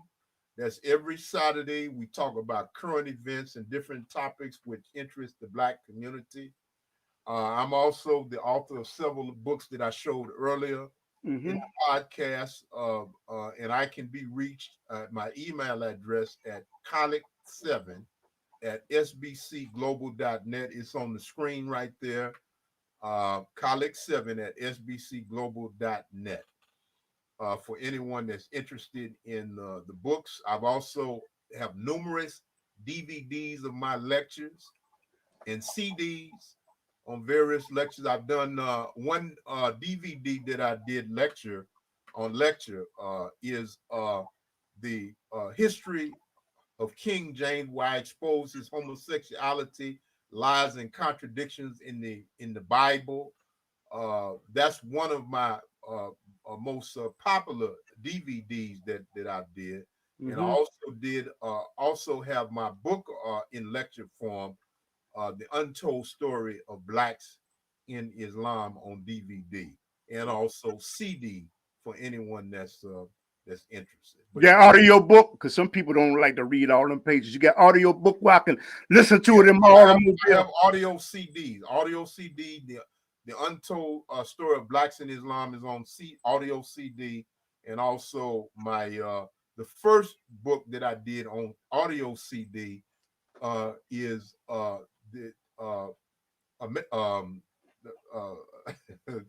Talking Book of Black History. The Talking Book black. And brother Salim, I have been asking you so many questions.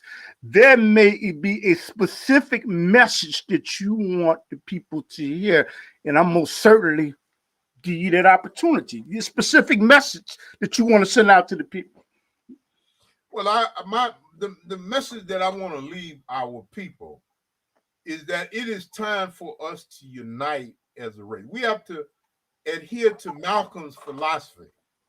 Before he died, he said that it doesn't make a difference to our enemies whether we be Muslim, Christian, Baptist, Mason, Elk, or whatever. Malcolm said that in the eyes of our enemies, we are all nothing but niggas.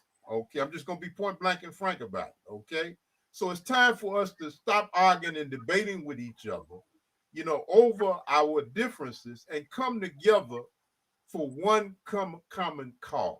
Okay, and the common cause that we can come together on, regardless of our religion or group affiliation, is the philosophy of Pan-Africanism and Black nationalism. And once again, Pan-Africanism means the unity and love of global people of African descent, no matter what country that you're in, and also love for the motherland of Africa. Okay, we have to put aside all these tribal differences. The black gangs have to stop gang banging on each other and recognize that the one color that they have, the one uniform that they have is this: black, black, black. Okay, we must understand the principles of Black nationalism, which mean Black people coming together to control the politics and economics of their community. That's how Malcolm defined Black nationalism. Do not let nobody get up in your face and say that, oh, you a Black nationalist, you a reverse racist. Malcolm said it is no such animal. We are not racist or haters of white people simply because they are white.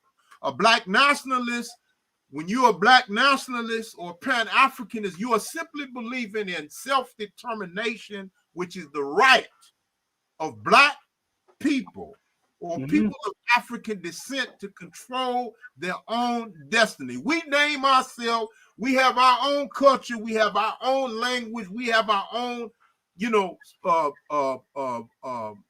way of living.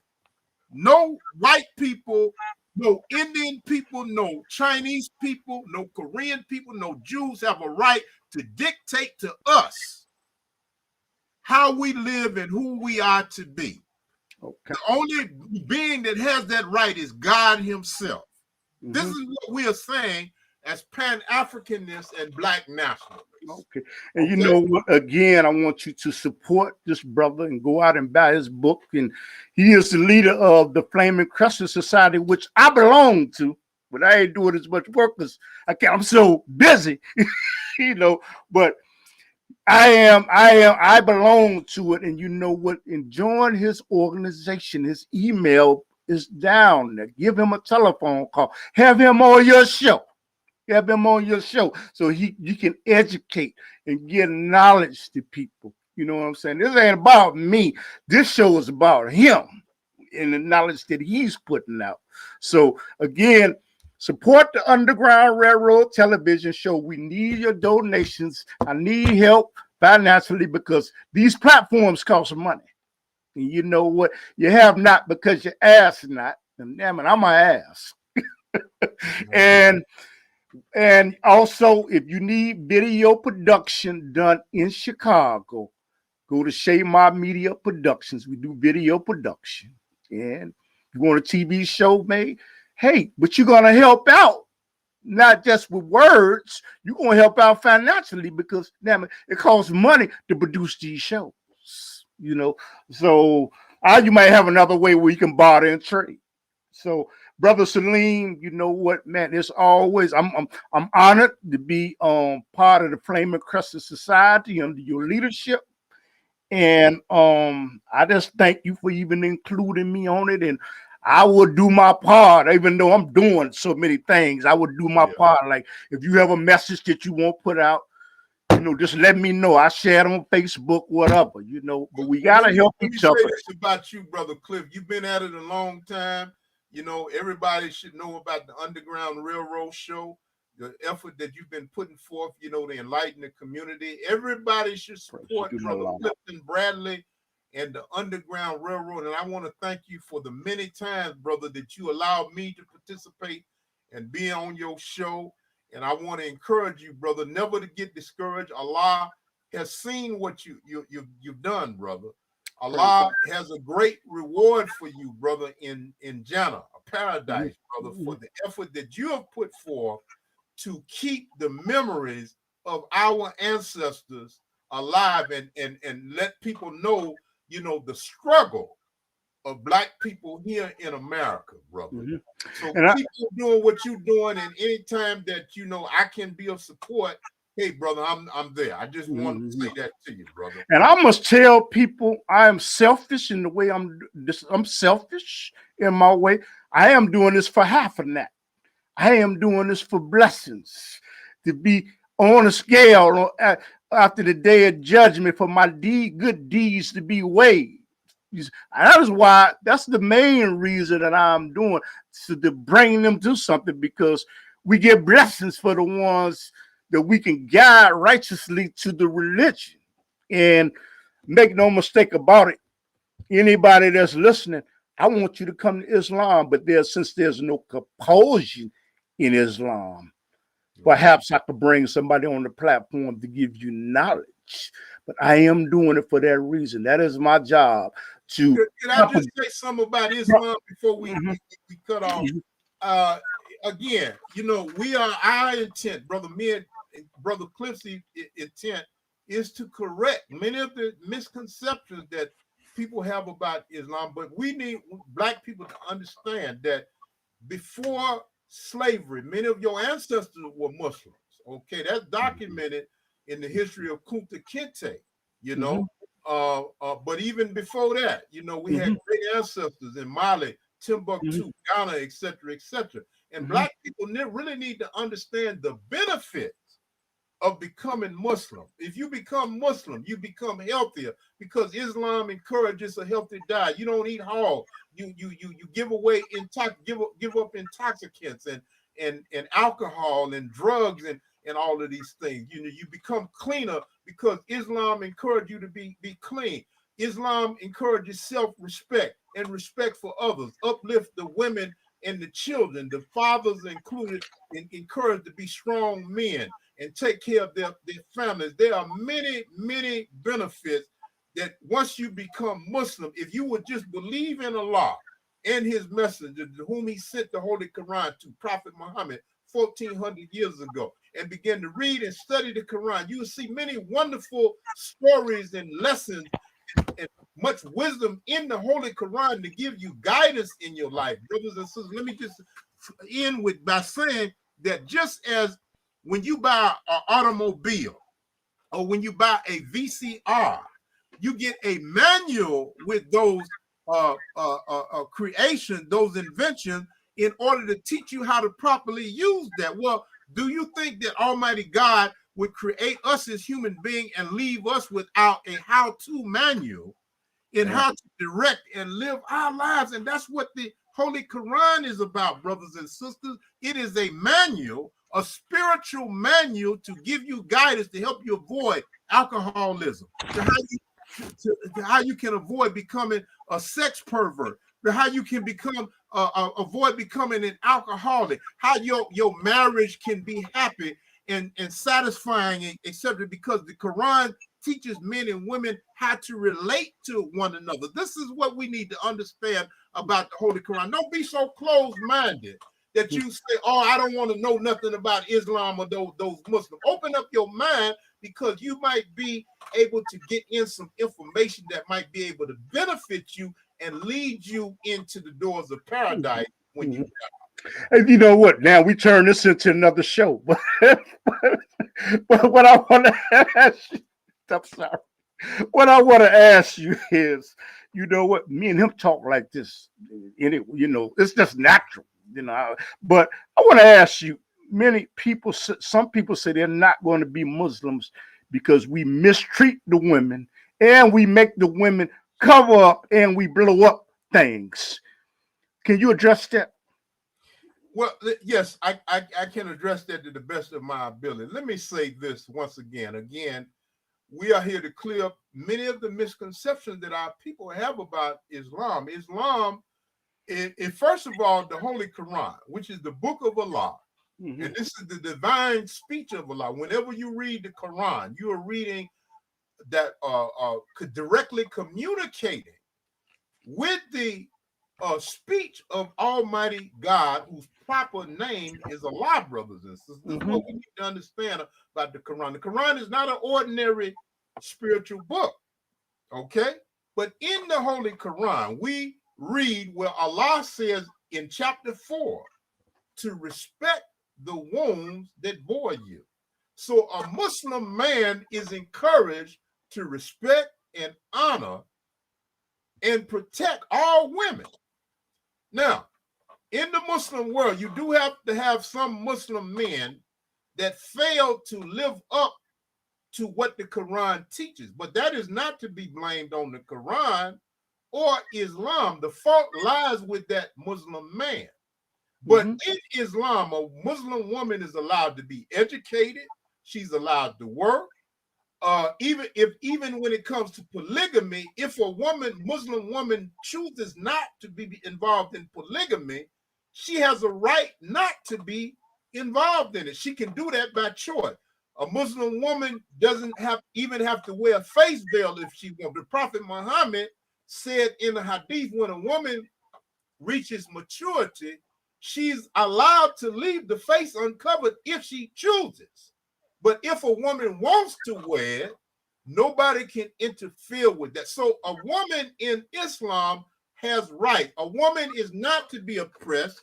A woman is not to be mistreated. In fact, in chapter 24 of the Holy Quran, it says literally that if men insult and disrespect women, that they are to be beaten. I know a lot of you find that unbelievable. But yes, in Surah 24 or chapter 24 of the Quran, Allah says that men who insult and disrespect women are to be beaten. Yes. What about the bombing situation? Don't believe the lies that women are oppressed in Islam. Women, if a woman is oppressed by any man in Islam, it is because that man is violating her rights.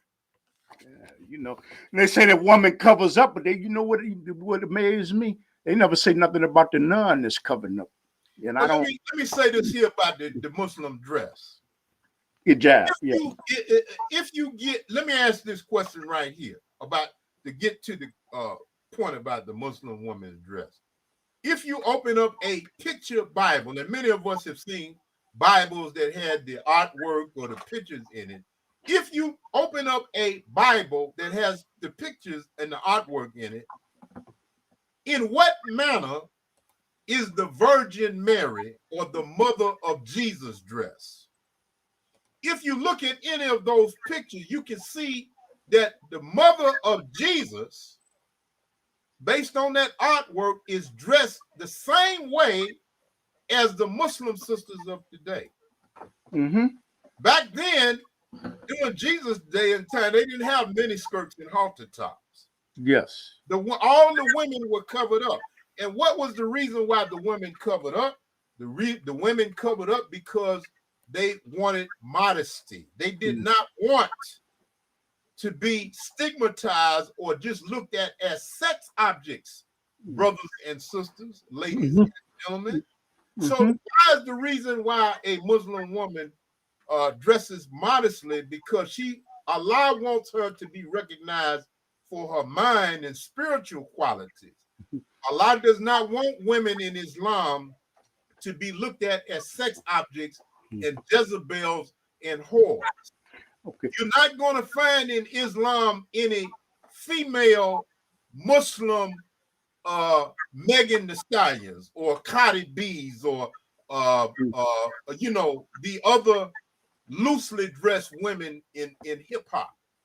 Now, what about when they say that they want to blow up, Muslims want to blow up things? Let me finish this point first. We want our women in Islam to have dignity. We want our women to have respect in Islam. We want our women to be honored.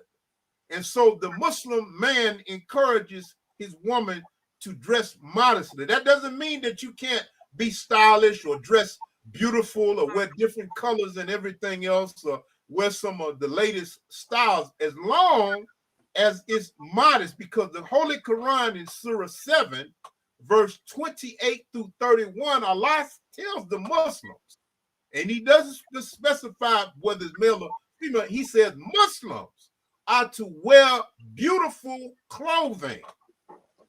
But Allah does not want any Muslim, whether he be man or woman, to come out the house dressed looking half buck naked. Yeah, that's haram, or that's forbidden in this religion. Mm-hmm. I had a relative. I'm not gonna call his name, but he said, "Y'all like to blow up things, man. I don't want nothing to do with that." So would you expand on that misconception? I ain't gonna say it's a misconception, but can you expand? The majority of Muslims are not like that. You can't be a Muslim terrorist. That's an oxymoron. Let me explain what I mean. The word Muslim can never be linked to the word terrorist. Now let me explain what I mean. The word Muslim means a person who peacefully submits to the will of God. Let me repeat that one more again. The word Muslim means one who peacefully submits to the will of God.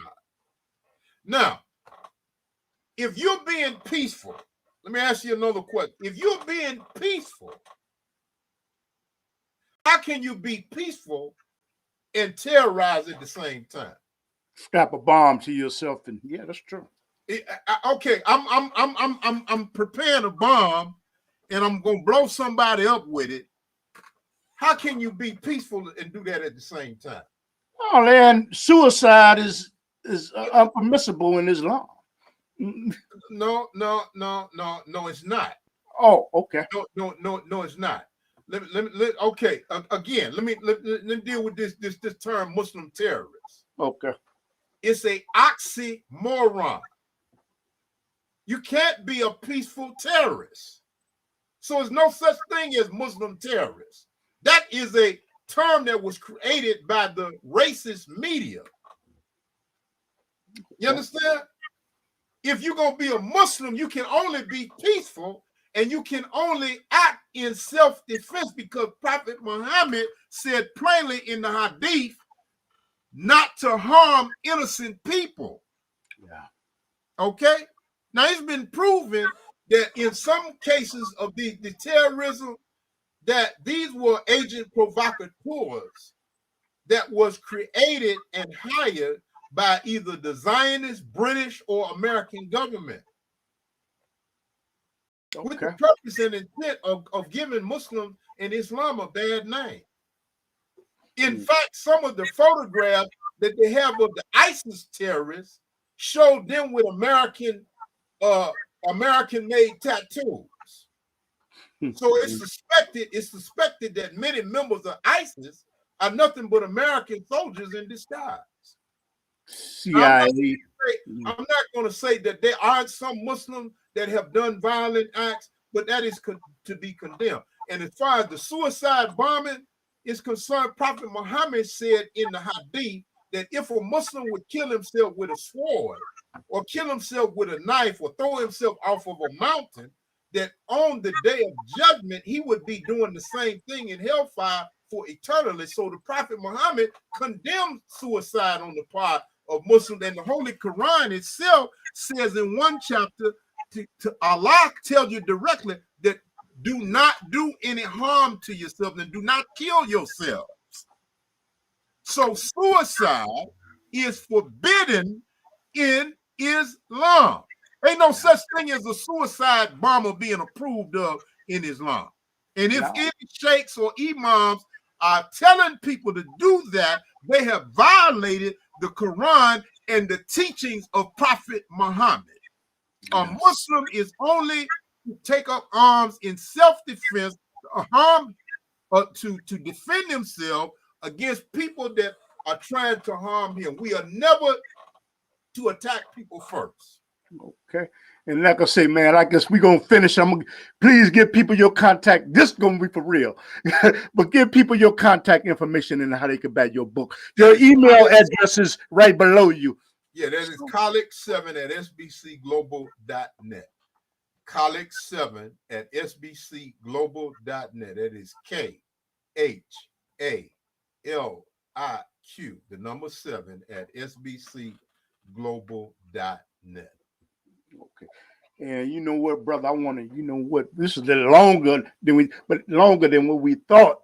But you know what? I want to, thank you for accepting the invitation to come on the Underground Railroad, I guess, social media TV show. And you know what? Follow him on Facebook. And that show that you come on comes on Saturday at 7:00 Central. Yeah. And what's the name of it? Saturday, the Truth Spitters broadcast or podcast. That's Hey Neighbors, Truth Spitters. That is 7 p.m. Central Time and 5 p.m. That which would be translated to 5 p.m. Pacific Coast Time. Okay, I want to thank you for Saturday, and the number once again. Let me get that number once again. That is 559-856-2090. Well, you can call in to express your views. And I want to thank you for having me on the show once again. I want to thank you for putting me in contact with Mr. Truth, and I'm glad to be associated with you, and which he's the president of the Flaming Crescent Society, of which I am a member, and support this brother in his endeavor, him and the group, because you know what, one person can't do it by themselves. We're collective. We're working together. I guess we got Pan-African tendencies, not tendencies. We're cooperating, and I must cooperate with the haymakers and work with the haymakers, and I hope that they will work with me, and so we can build up our audience, because no one person can do this alone. And again, watch the Underground Railroad every Saturday night at 10:30 in Chicago. It's 10:30 Central, and send us a donation. You want video production done in Chicago? Give me a telephone call, 773-312-9. Damn, I got the number wrong. You know what, Brother Salim, you have so much on your head, but I'll put it in the description. And you know what? You must support this brother in Chicago, because he is doing awesome works to spread the teachings of Islam and the memory of Malcolm X. And brother, I'm gonna get on off and greet everybody in the words of Assalamu alaikum. And Brother Salim, appreciate you. Assalamu alaikum, brother. Assalamu alaikum to everybody, and keep up the good work. May Allah